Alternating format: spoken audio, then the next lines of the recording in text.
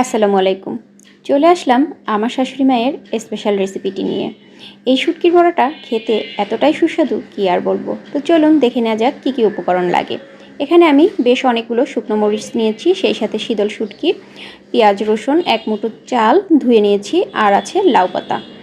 তো আমি সব কিছু ব্লেন্ডার করে নিব। প্রথমে ব্লেন্ডার জারে চাল দিয়ে দিয়েছি, তারপরে দিলাম রসুন, পরিমাণ মতো লবণ, শুটকি এবং মরিচগুলো দিয়ে দিব। শুধু লাউ পাতাটা বাকি থাকবে। তো এখানে এই বড়া বানাতে যে কোনো শাক ব্যবহার করা যায়, লাউ শাক, মিষ্টি কুমড়া শাক, কচু শাক। তো আমি কিন্তু সব কিছু খুব ভালোভাবে ব্লেন্ডার করে নিচ্ছি।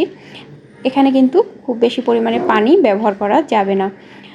ডোটা কিন্তু একদম মসৃণ হতে হবে, কোনো কাটা বা মরিচের অংশ যেন আস্তা না থাকে। সবচেয়ে ভালো হয় পাটায় পিষে নিলে, কিন্তু পরিমাণটা অনেক ছিল তাই আমরা আজ ব্লেন্ডার করে নিয়েছি। তো আমি একটা বাটিতে সব মিশ্রণটা ঢেলে নিয়েছি। এখন দিয়ে দিচ্ছি পেঁয়াজ। এই বড়া বানাতে কিন্তু বেশ অনেকটা পেঁয়াজের প্রয়োজন। পেঁয়াজগুলো সব দেওয়া হয়ে গেলে ভালোভাবে মিশিয়ে নিতে হবে। একটা চামচের সাহায্যে আমি খুব ভালোভাবে কিন্তু সব কিছু মিশিয়ে নিয়েছি। তো সব কিছু মেশানো হয়ে গেলে আমি কিন্তু বড়াগুলো বানিয়ে নিব। তো এই যে আমি বড়া বানানোর জন্য একটা লাউ পাতা বিছিয়ে নিলাম। লাউ পাতার উপরে দিয়ে দিচ্ছি শুটকির পুর। আপনারা বড়া যদি বড় বানাতে চান তাহলে শুটকির পুরটা পরিমাণে বেশি দিবেন, আর যদি ছোট বানাতে চান তাহলে পরিমাণে কম দিবেন। তবে একটু ছোট করে বানানোই ভালো। আর এই যে দেখে বুঝে নিন কিভাবে আমি শুটকির বড়াটা লাউ পাতার সাথে মুড়িয়ে নিলাম। আবারও দেখিয়ে দিচ্ছি। একটা পাতা নিয়ে পাতার উপরে কিন্তু শুটকির পুর দিয়ে দিয়েছি। দুই সাইড থেকে একটু বটে দিয়ে পুরো পাতাটাকে মুড়িয়ে নিয়েছি। এই শুটকির বড়া খেতে কিন্তু অনেক বেশি ভালো লাগে। আমার শাশুড়ি মা সবসময় এই শুটকির বড়াগুলো বানিয়ে পাঠান। তো এবার চিন্তা করলাম আমি নিজেও একটু শিখে নেই। তো বড়া বানাতে কিন্তু আমার খুব ভালো লাগছিল, আর আমার শাশুড়ি মা আমাকে পাশে থেকে দেখিয়ে দিচ্ছিলেন কিভাবে কি করব। তো সবগুলো বড়া রেডি করে আমরা চলে এসেছি চুলার কাছে।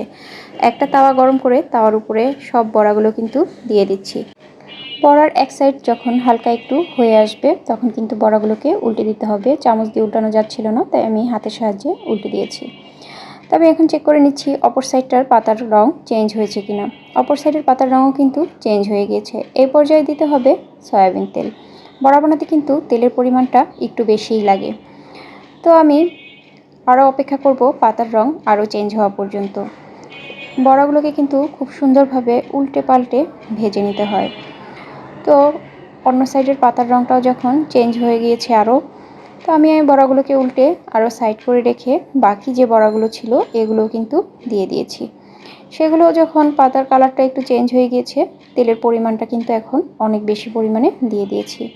আর এখন কিন্তু তেমন কিছুই না, বড়াগুলোকে একটু পরে পরে উল্টে পাল্টে পাতার কালারটা একদম চেঞ্জ করে নিতে হবে।